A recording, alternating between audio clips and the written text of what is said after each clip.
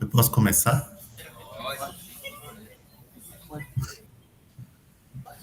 Oi, bom dia para todo mundo. Não sei se alguns de vocês se lembram de mim. Eu tive aí no ano passado, em setembro, no Instituto Federal. Inclusive era meu aniversário, então eu sei exatamente o dia, foi dia 17 de setembro. E esse ano, né, estou voltando a convite da professora Priscila, né, para participar da semana.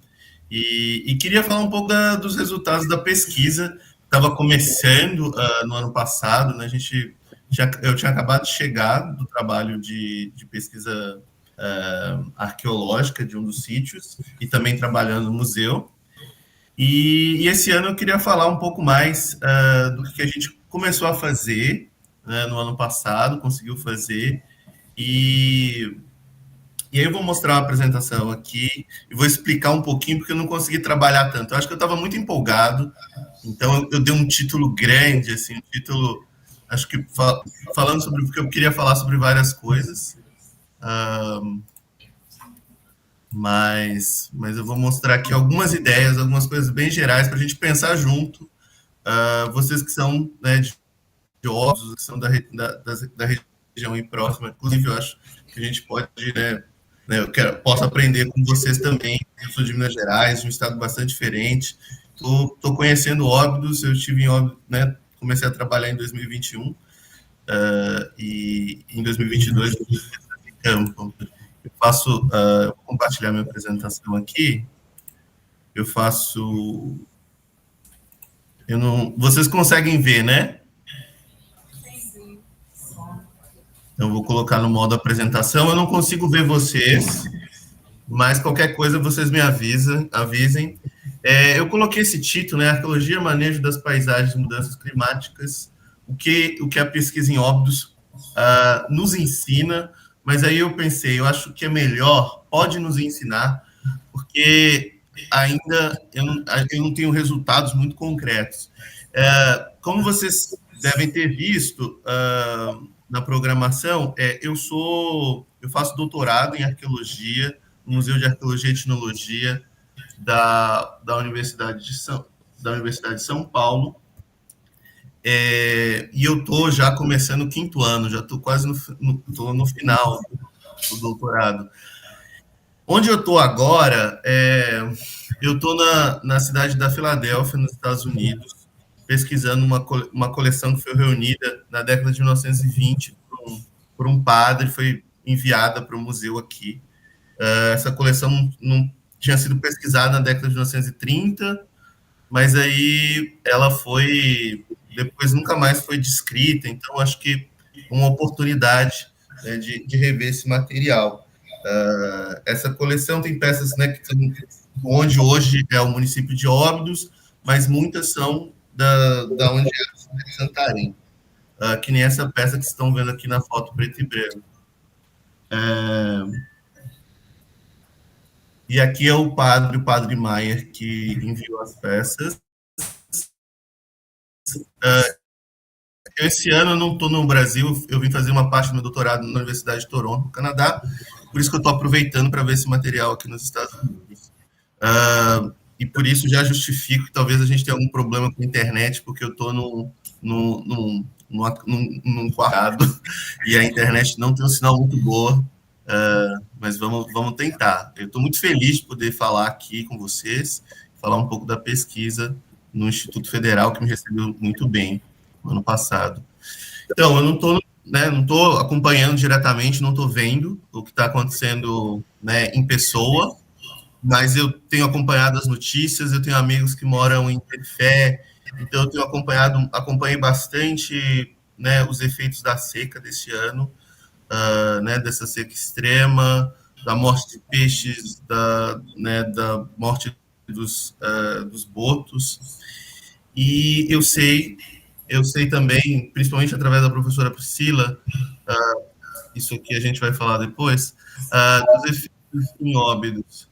Parte das consequências uma consequência da seca e que imagino que a maioria de vocês tenham visto, é o aparecimento perto da cidade de Manaus, né, de gravuras, né, de desenhos nas pedras que são feitos, né, no passado, foram feitos no passado pré-colonial, que apareceram em uma área, né, que normalmente nunca fica descoberta pela água, e isso gerou várias questões. Uma parte dessas gravuras já tinha sido registrada, né, mas outras não. Então isso mostra, né, isso indica outros períodos de seca no passado e nos coloca várias questões, assim. Eu acho que eu vou usar isso aqui como fio condutor ao aparecimento dessas gravuras para mostrar como a pesquisa é feita, a pesquisa arqueológica, e quanta coisa a gente precisa considerar para avaliar uma notícia como essa, assim, o que a gente sabe, como a gente sabe, como pensar essas gravuras que apareceram lá perto de Manaus em relação a Óbidos, né? Manaus que está né, no encontro das águas do Rio Negro e Solimões, né? Que é o que virou Amazonas. E é isso essa foto que eu queria ter mostrado antes. Eu sei o que está acontecendo em Óbidos, essa foto é de outubro, né? Já tem um tempo, mas eu sei da Baixa do Rio, tenho acompanhado, né? A professora Priscila também tem mandado fotos, tenho acompanhado, bem, né? Nessa área aqui que foi feita a barragem recentemente, é um sítio arqueológico, né? Tem material arqueológico aqui. E eu queria, né, começar com essa pergunta também de para que serve o passado. Né? Eu sou arqueólogo, eu pesquiso, né, estou interessado na antiguidade da ocupação da Amazônia, e principalmente da onde vocês estão, né, que é o município de Óbidos, né, principalmente a Várzea.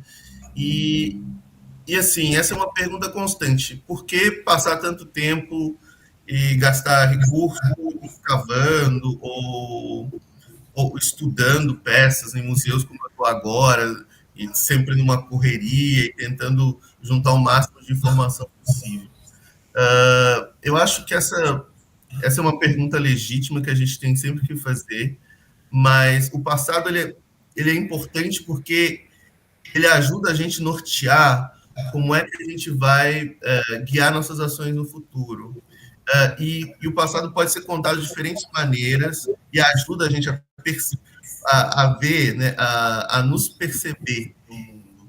Né? Se a gente não vê um passado para a gente, isso pode ter consequências muito negativas, assim, ou pode nos levar a ter visões negativas de nós mesmos.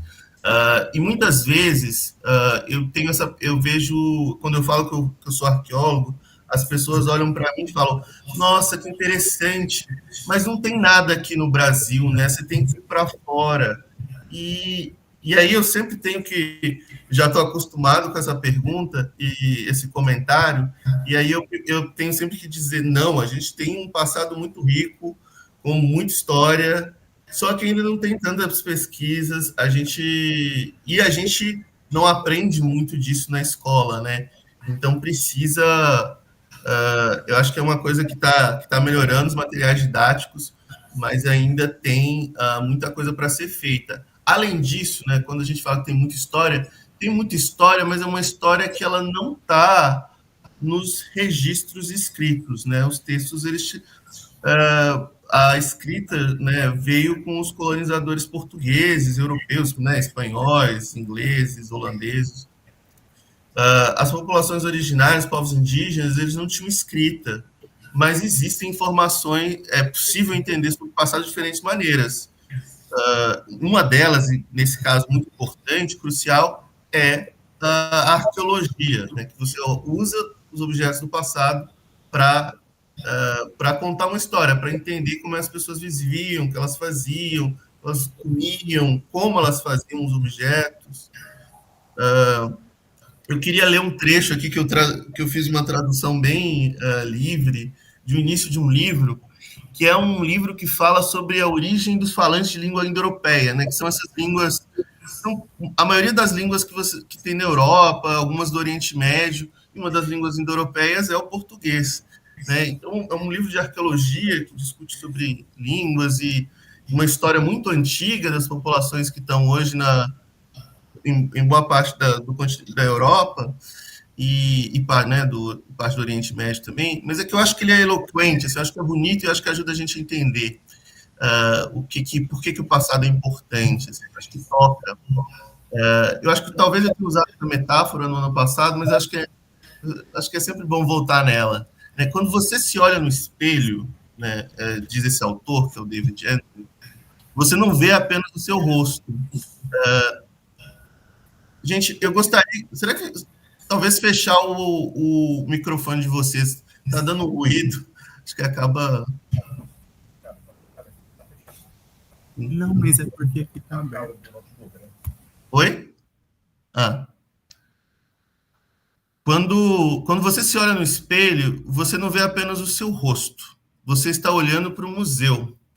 Mesmo que seu rosto, em certo sentido, seja apenas seu, ele também é composto por uma colagem de características herdadas dos seus pais, avós, bisavós, etc.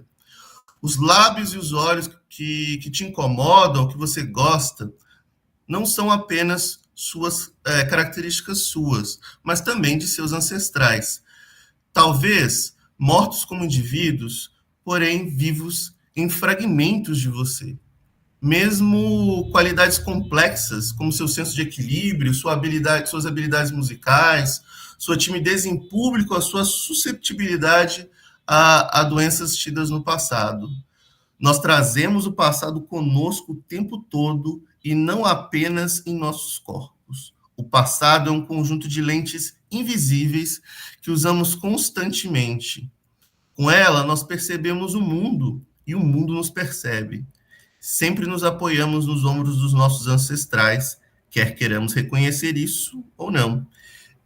Então, nesse trecho que eu trouxe para vocês aqui, o autor está destacando como que, né, como a gente, né, geneticamente, a gente tem, né, uma herança do passado, e isso é visível nos nossos corpos, mas como é que a gente olha em tudo, né, o jeito que a gente fala, né, as diferenças de sotaque são uma marca disso, os tipos de roupas que a gente usa, o lugar que a gente vive faz parte tem uma história, faz parte de uma história muito longa, muito antes de nós. E os lugares, né, as paisagens, as cidades, tudo isso tem uma história, né? A gente olha e a gente acaba vendo apenas aquilo que a gente vê na vida, né? Nossa experiência particular. Mas se a gente abstrai um pouco, pensa um pouco, tudo isso tem muitas camadas, né? Nós temos muitas camadas. As palavras que a gente fala, o jeito que a gente fala, o jeito que a gente pensa. O mesmo jeito que a gente sente, né? Percebe o mundo, pensa o mundo. E aí, eu vou passar um pouco para como a gente tem pensado o passado da Amazônia. Essa é uma narrativa, né? A maioria dos pesquisadores e pesquisadoras que trabalharam na Amazônia não são da Amazônia, principalmente na arqueologia, né? E aí a gente teve grandes figuras, né?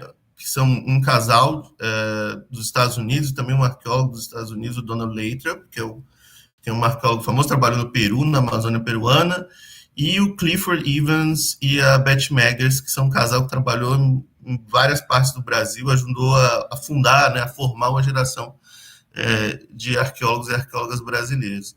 E aí existe uma discussão grande, né, passando sobre a questão do ambiente, da mudança climática, que é como a Amazônia tem sido vista, né, pela arqueologia. Durante muito tempo existia um debate se a gente teria na Amazônia o Inferno Verde, que é uma ideia do século XIX, ou se ela seria um centro de inovação, né, que teria criado coisas no passado, antes dos europeus chegarem, que foram para toda a América do Sul, né, concepções, tecnologias. O Donald Lathrop foi o cara a desenvolver modelos, falando que na Amazônia surgiram várias das inovações pré-colombianas. E a Beth Meggers e o Clifford Evans, eles tinham uma visão mais negativa da Amazônia. Inclusive, a Beth Meggers tem esse livro, que está traduzido para o português, que chama a Amazônia, a Ilusão do Paraíso, né, em que ela discute o tema das limitações ambientais. E dentro desse debate sobre limitações ambientais, existem uma série de características, mas a ideia da Beth Meggers nessas setas brancas aqui é que uma civilização, né, uma cultura muito desenvolvida, vinda dos Andes, teria chegado onde é a Ilha do Marajó e feito peças muito elaboradas. Mas por causa do ambiente amazônico, que seria muito difícil de controlar e não teria, os solos seriam muito inférteis e outras questões em relação ao Marajó, essa sociedade teria entrado em colapso. Aqui estão eles fazendo a pesquisa de campo na década de 1940, né, o casal fazendo a escavação e coletando essa urna. Essa é uma urna funerária da ilha de Marajó. Essas setas vermelhas aqui indicam o modelo do Leitra. Né? O Donald Leitra, ele via que tipo, a ideia dele era que na Amazônia, principalmente onde hoje é Manaus, teriam surgido, né, muitas dessas inovações, como eu disse. A Beth Meggers, ela viveu, né, ela morreu em 2012, com mais de 90 anos, e ela tinha uma visão de que, né, a região amazônica ela seria muito limitada, talvez mais limitada que qualquer outro lugar no mundo, em termos de dos solos e de como isso estaria relacionado com o desenvolvimento de sociedades complexas no passado, né, as tais civilizações. E, em parte, a Beth Meggers estava tentando combater um discurso muito forte nos anos 70. Né? O livro dela foi publicado pela primeira vez em 1972, que era o discurso da ditadura militar brasileira, em que a floresta tinha que ser vencida, tinha que ser derrubada, tinham que ser criadas estradas, a floresta ocupada, né, isso é muito visível em partes, não em Óbidos, né, mas em parte do sudoeste do Pará, em Rondônia, principalmente, e tem a própria Transamazônica, parte desse mesmo processo. Mas a Beth Meggers estava muito preocupada, sabendo, né, de todas as pesquisas sobre como a floresta, os efeitos da retirada da floresta para a degradação do solo, né? Esses solos que eles não são ricos, né? A riqueza em matéria orgânica está nas próprias plantas, né? Está nas árvores e não nos solos como em outros lugares, né? Não tem solos tão férteis. E aí ela estava tentando combater isso, mas ao mesmo tempo estava dizendo que no passado não podia ter, as pessoas não podiam achar soluções para viver, né, para criar formas de vida mais complexas, com mais gente. E isso foi sendo criticado, não porque estava se apoiando o modelo, as visões da ditadura militar, mas que na tentativa de dizer que existe limitação ambiental, também estava assim, modos de se relacionar, de manejar a paisagem, que não são os mesmos, né, da destruição da floresta, mas que podem permitir uma população grande, que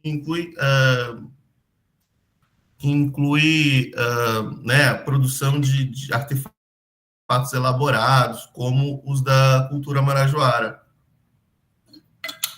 Aí teve uma arqueóloga dos Estados Unidos, a Anna Roosevelt, que foi muito importante nesse debate, dizendo, olha, tinha o que a gente chama de civilização, tinha muita gente aqui, e também aí teve outros pesquisadores, um deles é o professor Eduardo Neves, que vocês estão vendo aqui na foto, que é professor lá da Universidade de São Paulo, ele debatendo aqui com a Beth Meggers em 2001, né, justamente sobre essa ideia das limitações da Amazônia. Isso foi num congresso no Rio de Janeiro.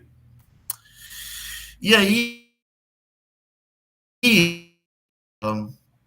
a abordagem da Beth Meggers era que o tamanho das populações indígenas diminuiu muito desde da chegada da invasão europeia no século XVI e XVII.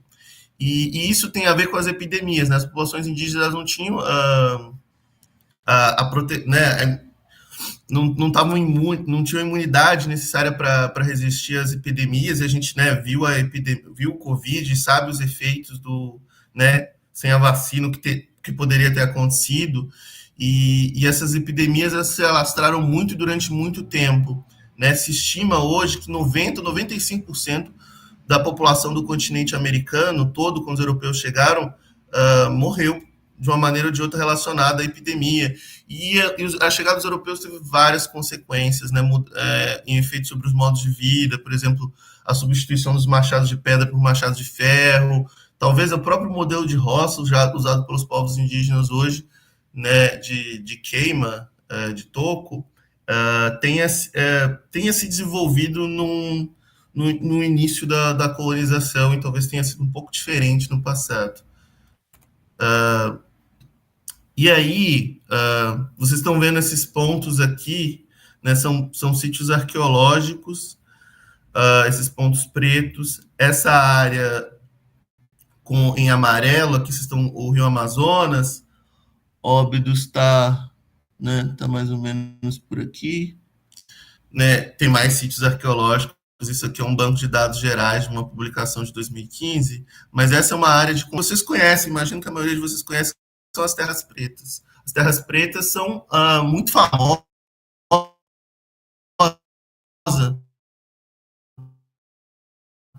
para o pessoal do conhecimento. A professora Priscila me falou das pesquisas feitas sobre, né, sobre a fertilidade do solo, a composição do solo de terra preta. E a terra preta é absolutamente importante para a arqueologia porque ela demarca a presença humana, né, a presença indígena milenar em várias partes da Amazônia. A área de concentração são essa área em amarelo aqui que vocês estão vendo. E trabalhando com os povos indígenas lá no Alto Xingu, aqui, né, nessa área em laranja aqui, um pesquisador, um grupo de pesquisadores conseguiu ver a terra preta sendo produzida até o presente, né, a partir do descarte do lixo né, da aldeia de maneira controlada. Esse monte em que esse rapaz está pisando aqui é um monte de descarte que vai virando terra preta, e aqui vocês veem os pés de banana, né? Porque esse solo produzido por essas pessoas é muito rico. E aqui vocês veem uma escavação arqueológica, esses pontinhos aqui são tudo cerâmica.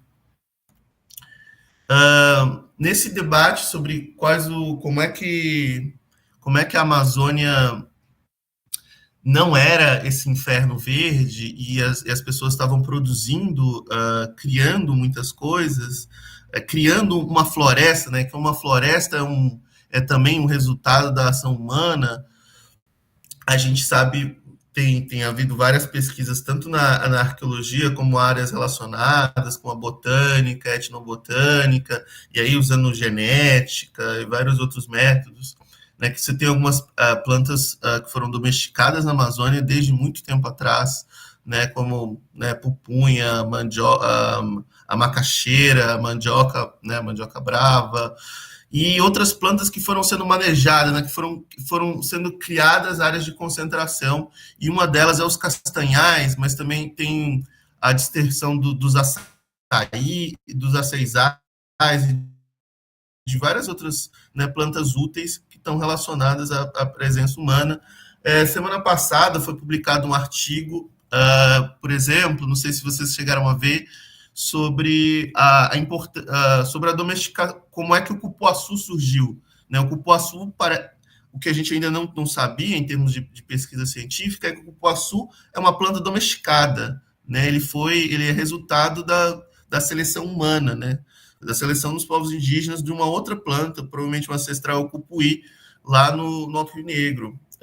Essa foi uma pesquisa recente. Mas então, existem várias maneiras aí de modificar a paisagem. E muitas vezes, né, quando vocês estão andando aí em Óbidos, vocês vão ver, né, eu me lembro de perto do Cipoal, ver uma concentração de costanheiras, eu acho que elas estavam mais velhas, quase morrendo já, e a hora que eu olhei, eu pensei, nossa, é uma concentração, provavelmente resultado da ação humana, né? A dispersão das castanheiras tem a ver com a ação das cutias também, mas hoje em dia o que a gente pensa é que as concentrações hoje elas estão majoritariamente relacionadas à ação humana, mas esse é um tema também em debate. E hoje a gente sabe que muito do que se via como floresta virgem, original, intocada, na verdade teve o que, né, grandes construções de terras, algumas coisas que hoje a gente pensa em um certo modo de cidade, né? Essa aqui é uma reconstrução do que se chamou de cidade-jardim, né? Uma grandes aldeias que são integradas à floresta e integradas por estradas. Lá na Bolívia tem tem um artigo recente também sobre um grande morro assim que eu cheguei a ver em 2017, parecia natural, mas é uma elevação enorme que foi totalmente construída, né, pelas pessoas que moravam lá na Amazônia boliviana, e além dos geoglifos lá no Acre, né, que são essas formas geométricas enormes, às vezes retângulos, círculos, também são construções de terra. E Santarém, né, a cidade de Santarém é muito importante para todo esse debate também, porque muita gente tem falado ou sugerido que Santarém pode ser um exemplo de urbanismo pré-colonial, né, de uma abaixo da cidade que a gente conhece hoje, lá também tinha um ou dois sítios arqueológicos, a gente separa como dois, mas para mim é um só, que é, né, a parte mais antiga da cidade, na aldeia, e a parte do porto, né, o laguinho é uma área que foi aterrada mais recentemente, mas que tem muita terra preta, muita cerâmica, e que tem muita cerâmica elaborada, e o tamanho dessa terra preta é excepcional. Então, talvez lá tivesse uma aldeia muito, muito grande, né, seria do tamanho equivalente a tamanhos de cidades em vários lugares do mundo. Nessa aqui é uma reconstrução artística, né? Muito difícil pesquisar a distribuição das casas e tal, mas acho que é importante mostrar essa reconstrução. Muito do sítio acabou sendo revirado, né? Escavado para a construção das casas onde está a cidade hoje. Aqui são peças né, encontradas no sítio Aldeia, uma estatueta feminina muito elaborada, talvez usando, né, adornos que a gente chama de, né, muraquitãs, né, são adornos de pedra verde, como esse aqui, essa peça do Museu Guild, essa peça estava no Museu Nacional. E as pesquisas nessa região, né, onde vocês estão aí, em Óbidos e todo o Baixo Amazonas, foram realmente... Teve pesquisas arqueológicas no século XIX, mas quem começou isso tudo de uma maneira mais sistemática foi um antropólogo chamado Kurt Nimandaju. Ele nasceu na Alemanha, mas se mudou para o Brasil e foi um cara que mais conheceu, visitou mais comunidades indígenas, trabalhou com diferentes povos indígenas e fez um mapa que vocês conseguem acessar online, que é super legal, eu recomendo vocês procurarem, chama o Mapa Etnohistórico do Brasil e Regiões Adjacentes, em que ele tenta sintetizar a dispersão dos povos indígenas a partir das fontes escritas desde o século XVII até o começo do século XX, que era quando ele estava vivo, na década de 40. E a gente está sempre ampliando né, essas informações, mas com certeza é muito interessante. E ele fez esse mapa aqui, mostrando a dispersão das cerâmicas. Em amarelo você teria... Isso aqui foi mandado uma carta, é um documento manuscrito, assim, não é nenhuma publicação. Como ele trabalhava com povos indígenas, né, no presente, ele estava muito mais interessado em publicar as coisas sobre os povos indígenas, né, a história oral dos povos indígenas, os conhecimentos dos povos indígenas no presente, do que as pesquisas arqueológicas, né, o que já estava no passado. Mas ele, né, se comunicou com muita gente e ele criou algumas categorias. Ele usou os nomes, né, que tinham nas crônicas do século XVII para chamar as cerâmicas que aparecem do lado de Oriximiná, Faro, Parintins, como Conduri, que vocês veem esses pontos em amarelo, e aqui vocês veem Óbidos, ele passou por Óbidos, aqui, né, vocês estão no município de Óbidos também, e aí o vermelho ele chamou de cerâmica Tapajós, Santarém, usando as crônicas.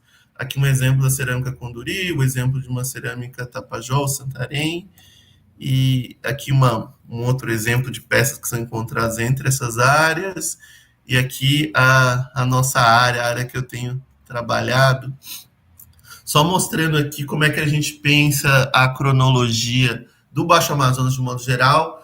Eu acho que eu mencionei isso ano passado, mas só reforçando, né?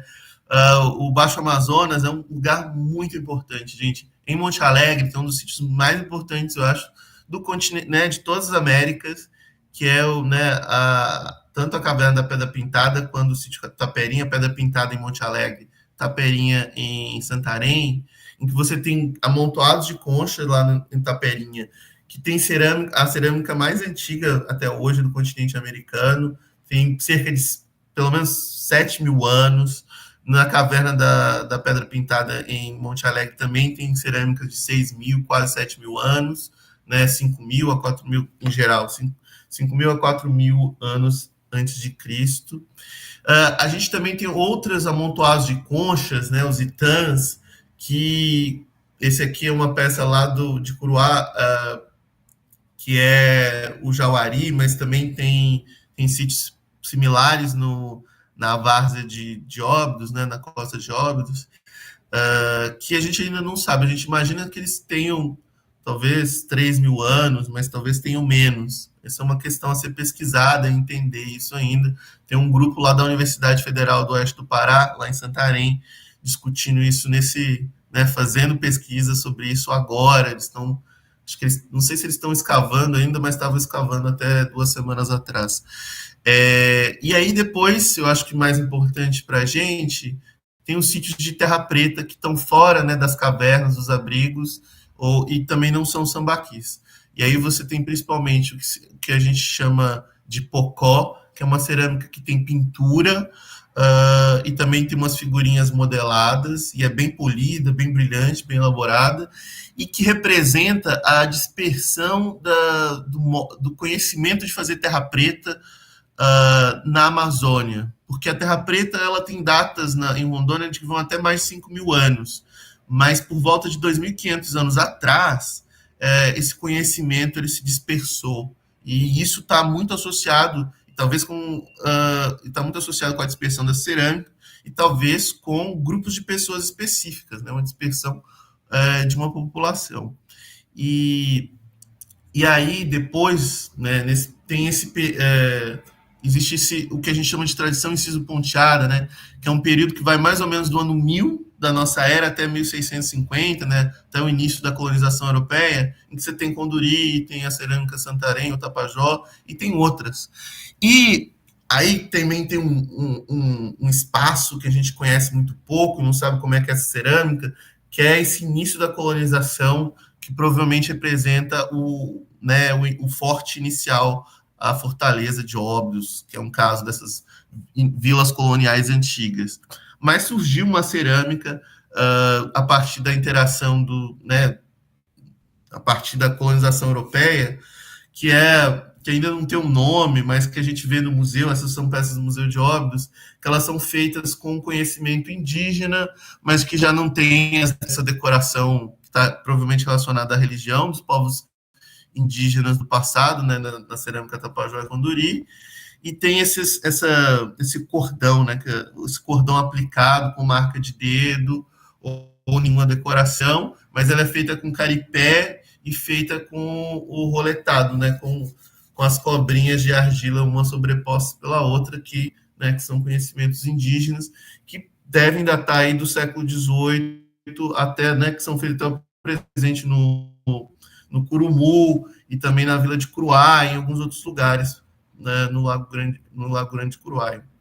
Eu queria mostrar para vocês a cronologia como é que a gente faz datas, como é que a gente pensa essas datas. Aqui vocês têm Óbidos, Oriximiná, aqui o Rio Trombetas, né, o Amazonas aqui, e aqui está Porto Trombetas, e logo depois tem uma comunidade quilombola que foi construída numa terra preta, que é um sítio arqueológico pré-colonial, com ocupação Pocó, né, e Conduri, e aí esse foi um sítio pesquisado pela equipe do Museu Guild, e que tem datações radiocarbônicas, né? A datação radiocarbônica ela é baseada no que os físicos chamam de decaimento, né? Como em períodos regulares a quantidade em matéria orgânica de uma variante do carbono, do elemento carbono, ela vai desaparecendo, e aí é possível medir isso. A partir dessa medição, são feitas estimativas de idade para os sítios, né, para os sítios arqueológicos, para o material arqueológico. Coloquei essa imagem de carvão aqui porque normalmente quando quem está trabalhando na Amazônia em sítios arqueológicos data as amostras de carvão. Aqui é um gráfico, assim, uma coisa bem específica da arqueologia, mas cada um desses montinhos aqui são estimativas de idade, e aqui estão os períodos. Essas estimativas aqui do sítio Boa Vista, lá na comunidade de Boa Vista, tem uma ocupação Pocó antiga, né, que vai até mais ou menos o ano 500 da nossa era, né, 500 depois de Cristo, e aí tem esse hiato, esse período que não tem datas, e depois aparece Conduri. Eu queria falar um pouco, né? Eu cheguei nessa área porque eu entrei num projeto de pesquisa. Eu cheguei em Óbidos, e trabalhei em museu por causa de um projeto de pesquisa na terra indígena. Eu me levanto para o quarto em 2014. Isso foi ainda quando eu fazia graduação na FMG. E depois eu fiz um mestrado comparando pés reunidos informações. Eu acho que eu mencionei isso no ano passado também, de como que as coleções me mostraram que era muito importante pesquisar Óbidos e que a gente sabia muito pouco de Óbidos. E isso no Mandaju, ele fala, né, que quase não tinha material, outros pesquisadores também na região, mas ele também estava trabalhando no período da cheia dos rios. Então, acho que para mim, pareceu que tinha muitas questões a serem resolvidas a partir de Óbidos. Aí são os levantamentos dos sítios, como é que eu fui levantando dados a partir das fontes escritas nos arquivos. E aí o Óbidos é famoso, né? É famosa pela garganta do Rio Amazonas, que desde 1580 está registrada em termos escritos pelos europeus, é por isso que foi feito o forte, ainda, né, começado no final do século XVII, né, 1697, e que foi chamado de o Bósforo, em referência, né, ao estreito lá entre Europa e Ásia, né, Oriente Médio e Anatólia. E aí esse projeto de pesquisa, né, que foi a identificação de sítios aqui está no Rio Amazonas, Óbidos está aqui, Oriximiná está aqui, esses pontos brancos são sítios arqueológicos, esses aqui identificados pelo Mandaju, esses aqui identificados por outras pesquisas, esses em amarelo por mim, né, e a nossa equipe, aqui onde foi encontrada a estatueta, que está no museu, né, que as pessoas chamam carinhosamente Santaninha, e os pontos em vermelho são os sítios que a gente trabalhou mais, né? Então, trabalhei com as coleções particulares, trabalhei no museu junto com a equipe, né? A gente teve esse projeto em parceria com o IFPA, né? De alguns estudantes participarem da organização do acervo. Foi uma iniciativa muito legal, eu acho que espero a gente possa continuar, talvez no próximo ano, né? Levantando, catalogando as peças, tem muito trabalho para ser feito. Também a gente fez levantamento de campo. Queria mostrar aqui para vocês, acho que eu falei também disso já, mas o forte, onde está o forte atual, é um sítio arqueológico né, que tem uma camada do século XIX, mas que também tem terra preta, que abaixo disso tem uma ocupação indígena, né? Muito do que a gente está vendo tem uma história indígena complexa. Perto da igreja são peças coletadas pelo professor Carlos Vieira nas obras na igreja matriz, por exemplo. Então, tudo isso que vocês estão acostumados a andar aí, abaixo tem uma história indígena. E aqui está a comunidade Sucuriju, né, que vocês talvez conhecem, ou já ouviram falar, está muito próximo da cidade. E por aqui foi encontrada, essa peça está com o professor Carlos Vieira, um dos amuletos, né, esses amuletos de pedra em formato de sapo, chamado de Muraquitã, em 2004. E no século XIX, uma pessoa escravizada trabalhando numa roça, aqui já foi uma roça no século XIX, porque tem terra preta aqui, ela encontrou uma escultura de pedra muito elaborada que hoje em dia está no Museu de Gotemburgo, na Suécia. Mas ela veio daqui, né, revisando as publicações, e eu consegui entender o que aconteceu. E também onde hoje a comunidade, lá não tem terra preta, mas fragmentos de machado de pedra foram encontrados. Quase não tem material onde foi encontrado o Muraquitã, ou onde está a comunidade hoje, material pré-colonial. Mas aqui tudo tem vestígios de casas que devem ser do século XIX, talvez até do XVIII, com aquela cerâmica feita com muito caripé, que tem uns cordões com marcas de dedo. Aqui também tem mais. Então, tinha outras casas aqui, tinha casa no século XX. Então, tem uma história longa. A nossa pesquisa focou mais nessa área de terra preta, que tem sido...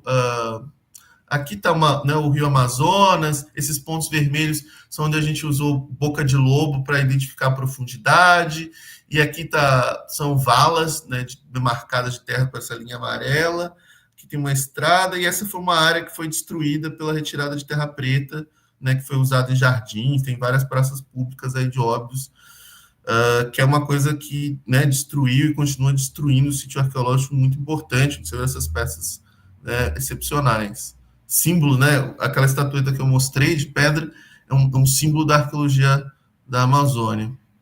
Que vocês veem a área destruída, né, e aqui está o nosso carro, aqui estão os equipamentos, e aqui são as áreas escavadas, né, esses quadrados aqui, né, que vão compondo. Aqui tem 4 metros escavados, 1 metro escavado, 3 metros, aqui teve 1 metro, aqui teve uma área pequena, menor que meio metro quadrado, e aqui teve mais 1 metro.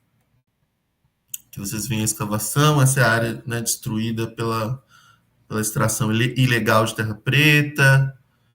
Aqui a gente vê, né, como é que faz a escavação, é um processo de registro. Então, esse é o equipamento na estação total, não sei se vocês usam ou conhecem, ou talvez alguns de vocês tenham usado, para registrar, é usado para fazer topografia, mas também para registrar com maior precisão de onde vieram cada peça coletada, aqui a escavação, como ela é feita, né, com o uso de uma colher de pedreiro adaptada, as peças são coletadas, identificadas, e a terra retirada, ela é colocada em baldes, e depois ela vai ser peneirada. Aqui tem a escavação de uma vasilha, que foi parcialmente destruída pelas máquinas, né, que estavam extraindo terra preta, mas que ainda foi possível recuperar boa parte dessa peça. Aqui está as escavações, aqui está o meu colega, o Haruan, que ele estava chegando na base do sítio, né, com 2 metros de profundidade, quase 2, né, ele não chegou aos 2 metros de profundidade, mas ele chegou a partir da boca de lobo, né, então por cerca de 1 metro, 1,5 metro, até 1,70 de profundidade, com terra preta, com material arqueológico. Aqui mais detalhes de escavação, a cerâmica aparecendo durante a escavação, identificada, ela vai ser colocada nesse saquinho, né? Tudo isso tem anotação, medidas, o uso da estação total, né? Observações de como que o solo está, como se comporta, a cor, a peneira, e aí a identificação dos materiais. Então, aí, a partir do peneira, a gente consegue ver peças muito pequenas, como o caso dessa conta feita de pedra, né, que foi encontrada a cerca de, eu acho, de um metro de profundidade, acho que 90 centímetros de profundidade, em uma das áreas escavadas. Então, a gente tem todas as informações, né, todas as coordenadas dessa peça. E uma parte do sedimento ele foi peneirado, molhado, com peneiras ainda mais finas, para a gente ver, conseguir identificar vestígios de sementes e ossos pequenos. Isso aí são, né, os meus colegas, o seu Carlos, lá que estava terminando a graduação na UFOPA, a Luana, que faz mestrado lá no museu, na Universidade de São Paulo, e estavam peneirando lá. Não era garimpo, era peneirando terra preta para achar a semente ou ossinho. Aqui as peças sendo colocadas no saquinho. E aqui aquilo que eu estava falando do carvão. Assim, a gente, quando acha uma amostra de carvão, tem todo o cuidado para poder produzir a data. Então, essa aqui é minha colega Maria, lá escavando com um palitinho, delimitando o carvão, e depois colocando ele numa embalagem de papel alumínio para poder mandar para um laboratório e ter datas, né, para poder estimar quando o sítio lá no Sucuriju foi, né, quando as pessoas estavam lá. Aqui estão os resultados de datações de uma das áreas do sítio, e aí a gente tem as cerâmicas que ainda precisam ser estudadas. Ano que vem eu vou estar trabalhando com a cerâmica mais diretamente, mas a gente tem umas datas que vão mais ou menos, né, o início, né, da colonização, que está associado com essa cerâmica que pode ser Conduri ou relacionada a Conduri, que é o inciso ponteado, profundidade, não a outra área. A gente conseguiu uma data que vai até 2000 anos, né, até mais ou menos o ano zero, o ano 100 da nossa era, né, depois de Cristo. Também a gente trabalhou na várzea, né, no sítio João Braz, a várzea, que é essa região que vocês conhecem bem, né, com as terras caídas, com as terras crescidas. E o João Braz é essa restinga, né, um sítio na restinga, que ele está sendo muito lavado pelo movimento da água. E aqui a gente vê, né, na seca, isso aqui é desse ano, né, de 28 de outubro de 2023, ele está... Essa é a área delimitada do sítio, e está tudo seco, mas ele é totalmente coberto numa parte do ano. Isso aqui ainda é em setembro de 2015, mas, né, que o rio está mais alto. E aqui os efeitos, né, da água lavando e erodindo o sítio, e vocês veem a quantidade enorme de cerâmica. E aí a gente fez algumas, né, usou a boca de lobo para identificar a profundidade.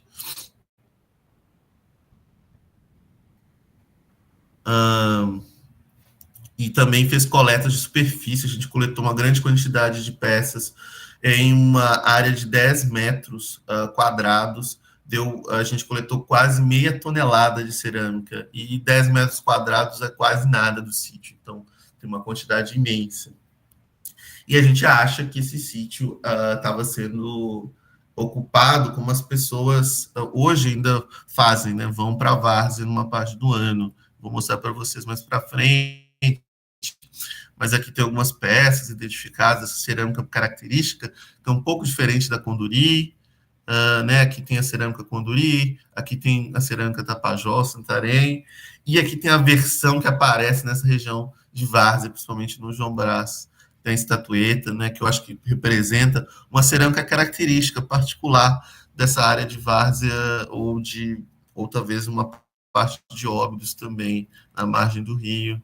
Que detalhes de como é que a cerâmica era feita, né? Você vê, tem umas agulhinhas bem pequenininhas aqui, difíceis de ver aqui na foto, mas que são do cauxi, que estava misturado na argila, e essas partes mais claras são outros potes moídos, misturados que os caquinhos são misturados na argila, que estão nessa peça, que está no Museu de Óbidos. E além de cerâmica, apareceu muito alguns que a gente acha que, né, precisa fazer um trabalho mais detalhado, mas que são a pesca do pirarucu, a caça do peixe-boi. E a pesca, nesse sentido, como ela é feita hoje, mas com uso de redes, com algumas técnicas, mas que esse conhecimento, e o conhecimento desse ambiente, ele é muito mais antigo, né? E a várzea, né, que de Óbidos, do Lago Grande de Vila Franca, o Lago Grande de Curuai, ela é muito conhecida como muito piscicosa, com grande quantidade de peixe-boi, desde que os europeus chegaram, assim, né, que a gente sabe, né, que tem fonte escrita falando isso, né, além do cacau da fazenda real, que depois virou, né, e de todo o cacau que existiu na região que vocês conhecem, talvez melhor do que eu. Além disso, tinha um real pesqueiro no século XVIII, dada a grande quantidade de peixes nessa região e peixe-boi. E o João Brás, a gente tem evidência de que ele estava sendo visitado, né? Ele está sendo visitado até hoje, as pessoas vão pescar, coletar ovo de lá, e tem moeda do século XVIII, nesse período, a gente sabe que uma imensa quantidade de peixe-boi estava sendo caçado, né? A gente tem essas informações para os anos 1784 e 85, né? Milhares de peixe-bois foram mortos de uma maneira descontrolada, né? Pelos portugueses que estavam explorando lá. Essa é uma foto do Rio Purus, não é lá, mas que estava sendo predado em grande quantidade também, de maneira descontrolada. É por isso que o peixe-boi, né, depois desses séculos de superexploração, foi entrando na lista de espécies em extinção. Aqui tem um relato de um viajante, de um naturalista do século XVIII, o Alexandre Ferreira Rodrigues, que registrou lá a pesca, a caça dos peixes-boi nessa área de maneira descontrolada. E aí a gente vê, né, como vocês conhecem, né, muita gente ainda, parte do ano, vai para a várzea para fazer o piracuí, e eu acho que isso tem muito a ver com o conhecimento indígena, e que a gente consegue ver nos sítios arqueológicos. E as festas, né, eu acho que talvez o João Brás seja um lugar de festa também. E a gente vê peças muito elaboradas, talvez estivesse relacionado com festas do que a gente chama de religião, né? Festas religiosas, grandes rituais, pessoas se encontrando, como acontece muito na várzea. Essa aqui é uma foto que eu estava com algumas professoras, o professor do IFPA ano passado, foi meu aniversário, depois da palestra que eu dei. E eu acho que tinha festa com gente se encontrando de vários lugares também, em lugares que nem o João Brás. E voltando, né, ao começo da minha fala, e para a gente tentar dar um encerramento, na Serra da Escama tem gravuras também, nas pedras. Eu não visitei esse sítio foi registrado desde o século XIX, também, pelo um geólogo chamado Charles Frederick Hart, e está aqui uma imagem publicada no século XIX. Essa área também foi usada, né, para o Forte Gurjão. E, né, essas são fotos das gravuras feitas por um grupo de pesquisadores do Museu Guild. Né, vocês veem aqui a cidade de Óbidos, a Serra da Escama, e essas gravuras, elas estão relacionadas com um conjunto de gravuras que nem aquelas encontradas em Manaus, mas também encontradas no Rio Urubu, que são encontradas no Rio Trombetas, são encontradas no Rio Erepecuru, e um dos sítios na área do Rio Urubu, que é importante e que tem a ver com aquela matéria, é o sítio Caretas. Esse sítio, né, que tem esses pedrais na margem do rio, é o único sítio da Amazônia brasileira com gravuras que a gente, né, e a gente sabe hoje, a partir da escavação, o que é muito difícil, né, achar essas pedras soterradas e que tenha carvão associado para poder datar. Né? Aqui vocês estão vendo as gravuras aqui na área escavada de uma parte coberta.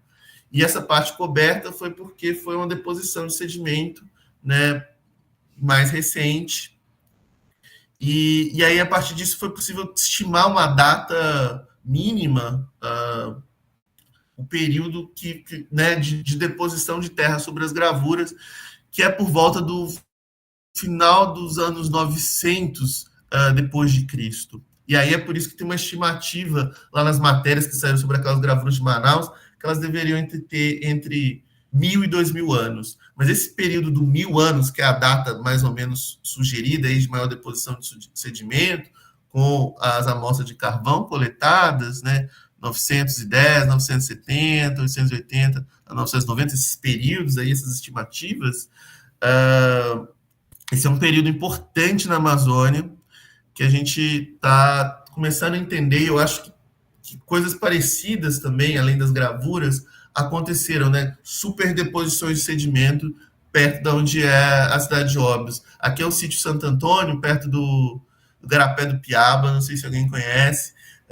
Tem esse, né? Vocês veem no barranco, onde minha colega Maria está, bem perto do pé dela, essa garrafa de água aqui, tem uma camada de um solo mais escuro, que não chega a ser uma terra preta, mas que só tem essa camada um pouco mais de, né, começa um pouco mais de 1,5 metro de profundidade.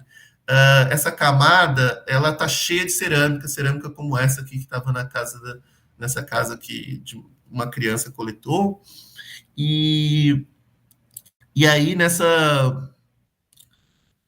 tem uma camada de sedimento cobrindo aqui que não tem material arqueológico e é com certeza talvez um equivalente daquela camada de deposição lá sobre as gravuras no Rio Urubu. Enfim, não conseguimos escavar nesse sítio, mas é uma coisa que a gente pretende fazer no futuro, né? De entender qual foi esse processo de deposição. E essa cerâmica aqui é inciso ponteado, então a gente imagina que ela data pelo menos do ano 1000, né, depois de Cristo. Isso aqui está em inglês, mas é só para mostrar que são várias áreas de conhecimento para entender o clima no passado, as mudanças climáticas. Né, você precisa de informações de paleoclima de caverna, as informações de carvão e pólen para entender a vegetação e o fogo nos lagos, nas florestas, e você faz inventário das florestas também, e aí a arqueologia para entender como é que as pessoas estavam usando, estavam vivendo em diferentes ambientes. Isso, juntando informações de várias áreas do conhecimento, é possível, né, fazer estimativas, criar modelos sobre o clima no passado, sobre as mudanças. E a gente sabe que por volta desse ano 1000, que é posterior, talvez logo posterior às gravuras, talvez como as gravuras lá da Serra da Escama, Serra da Escama é um que está fora da inundação, a gente sabe que teve um período de seca, né, de menor umidade, e que depois desse período inicial, por volta do ano 1000, surgiram né, sociedades como a dos Tapajós, a cerâmica Santarém, as cerâmicas de Óbidos, as cerâmicas como as do João Brás, e que também foram encontradas lá no Sucuriju. E esse é um fenômeno muito generalizado. Depois do ano 1000, aparecem cerâmicas muito características que se dispersam por áreas imensas, como a que eu falei sobre Pocó, incluindo o verde aqui que a gente chama de inciso ponteado, aqui onde está Óbidos. E é isso. Eu espero que tenha feito sentido, mas a ideia geral era mostrar que o conhecimento ainda está em construção, e a gente precisa entender como que, quando a gente vê uma matéria, tem uma imensidade de coisas sendo feitas que precisam ser entendidas.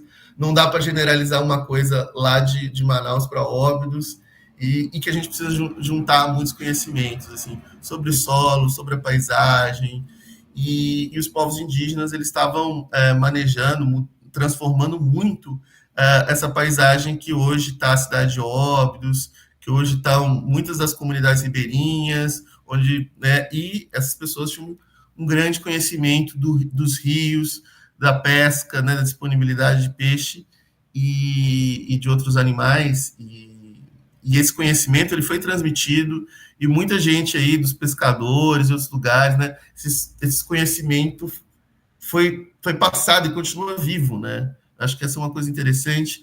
Acho que eu fui entendendo mais isso lendo esse naturalista, esse pesquisador do século XVIII português, do final do século XVIII, né, que fala da superexploração do peixe-boi. Mas é isso, podem me fazer perguntas, eu não sei o quão claro eu consegui ser aqui. Obrigado.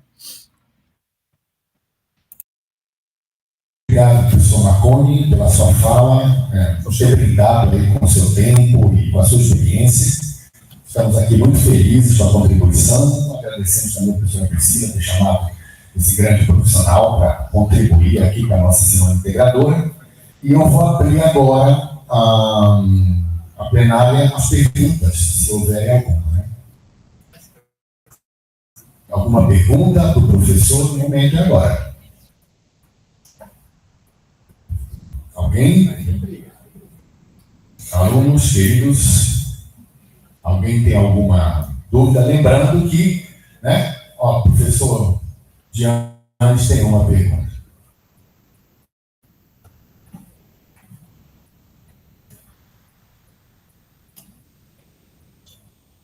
Bom dia a todos. Bom dia, Antônio. A minha pergunta vai muito no sentido de que a gente está falando de peças com uma riqueza histórica imensa, né?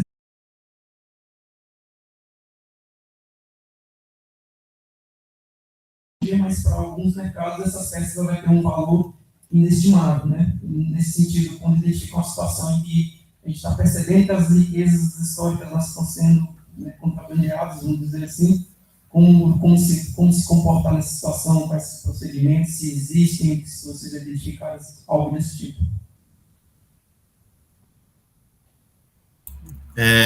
Obrigado pela pergunta, acho que é uma ótima pergunta para a gente pensar. Sim, existe comércio, mas ele é ilegal de peças arqueológicas. Ele é ilegal no Brasil porque existe uma lei de proteção aos sítios arqueológicos de 1961, que proíbe, né, a venda desses materiais. Eles pertencem à União, né, eles pertencem a todo mundo, né, e eles têm que estar, né, em museus, em lugares que todo mundo possa acessar. Mas, infelizmente, tem muita gente vendendo essas peças e muita gente que olha as peças arqueológicas que acha que elas têm um valor imenso monetário. Elas não têm valor monetário, né? Elas têm Aconteceu no passado, algumas vezes, de algumas peças serem vendidas para fora e tal, mas são casos mais isolados. Mas eu sei, em todo o Baixo Amazonas, Oriximiná, Óbidos, Faro, Santarém, existe um comércio ilegal de peças como os muraquitãs, algumas vasilhas inteiras. Às vezes as pessoas vendem por R$ 50, ou às vezes pedem preços né, exorbitantes, né, milhares de reais. Mas isso, primeiro, que é ilegal, e segundo, que eu acho que faz com que os objetos eles percam o valor dele, né? Porque os objetos eles servem para a gente entender essa história. E a gente só entende essa história conectando as coisas, né? Conectando os vestígios que a gente nem consegue ver, que são microscópicos, que são os vestígios das plantas, né? Que chamam, por exemplo, os vitórios, são estruturas de sílica, que a gente só identifica em amostras muito pequenas, que precisam de muito processamento. E aí as peças também dá para coletar microvestígios na cerâmica, para ver o que estava sendo consumido, produzido ali. E aí, né, o comércio ele descaracteriza os objetos. Além disso, o uso da terra preta indiscriminado nas praças públicas, nos jardins particulares, ele destrói a possibilidade de fazer mais pesquisa, de entender, né, os objetos que estão ali. Porque não são só objetos, são objetos com várias informações, e essas informações, combinando essas informações, que a gente consegue contar uma história. O objeto sozinho, ele não conta a história. E é muito triste ver, né, saber desse comércio que existe, enfim, e é ilegal, tem pena, as pessoas podem ser presas por isso, né? Já aconteceu, teve um caso muito singular lá na cidade de Oriximiná, que hoje em dia tem uma exposição. Eu recomendo muito que vocês vejam, né, além do Museu Integrado de Óbidos, onde tem exposição, uma professora, eu acho que ela vai falar amanhã, a Camila Giacomi, ela trabalhou na exposição lá de Óbidos, que é uma coleção que foi reunida por um colecionador que saía comprando peças ilegalmente, e um dia, né, foi denunciado, a equipe do Instituto do Patrimônio Histórico e Artístico Nacional foi lá, a coleção foi apreendida, uma parte dela foi para algumas peças foram para Belém, e outras foram, né, estão lá em Oriximiná, que agora está nessa exposição, né, que foi inaugurada nesse ano. Mas sim, existe comércio, mas ele é legal, além de ser ilegal e poder ser punido, eu acho que, né, descaracteriza, né? Perde a possibilidade da gente entender os objetos, né? Entender o passado, que é mais do que só objeto.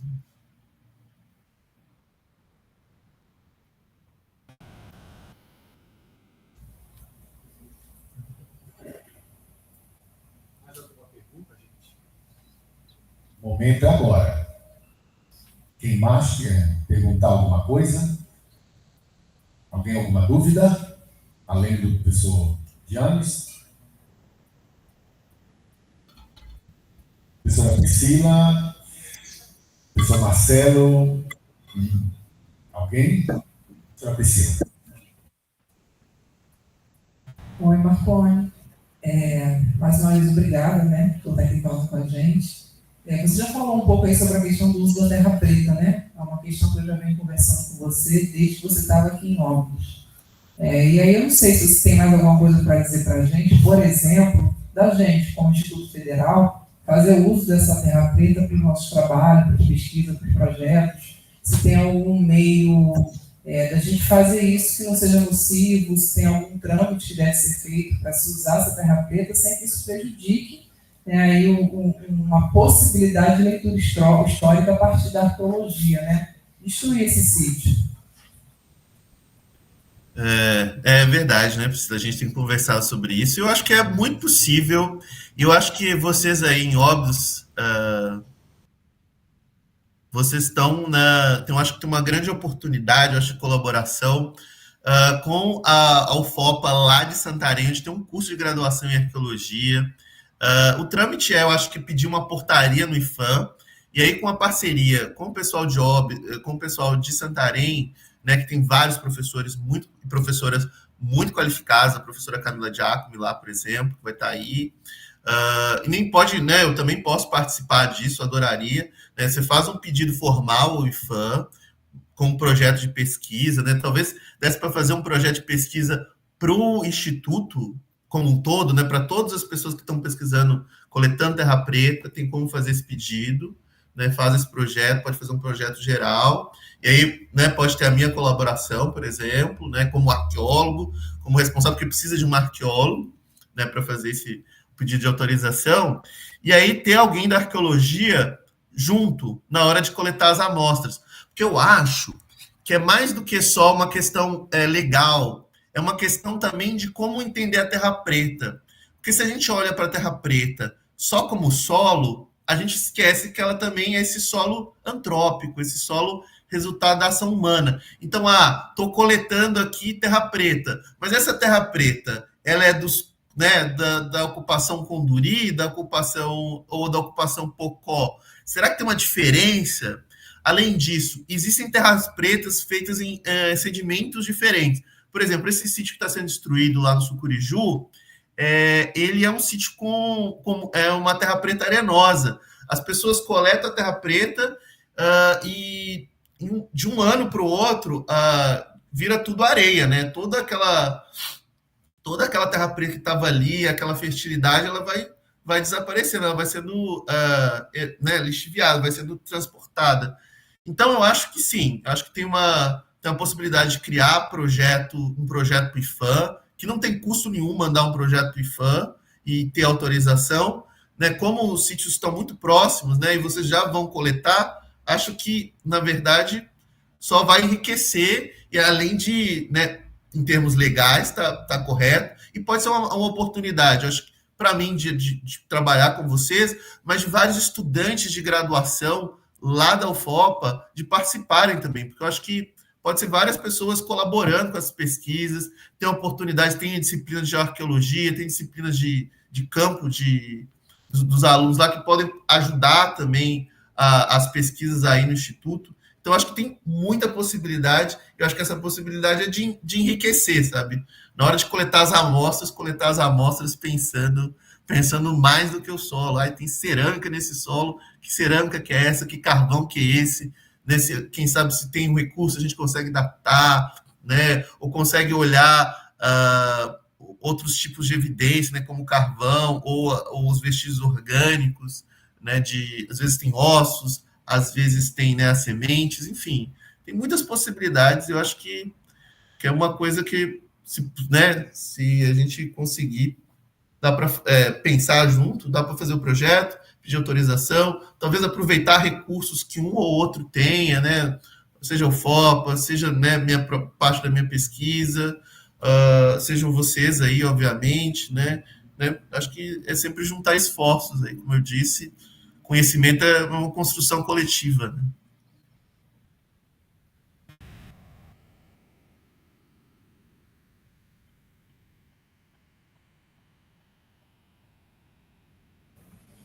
Mais alguma pergunta? Não? Bem, eu tenho aqui alguns informes importantes. Professor Marconi, muito obrigado pelas observações e pela sua contribuição importantíssima à nossa Semana Integradora. Obrigado aí pelas perguntas dos professores, que sempre contribuem muito para o aprendizado, né, da palestra. E estamos à disposição sempre, né? O objetivo aqui é educação, né? E educação se constrói.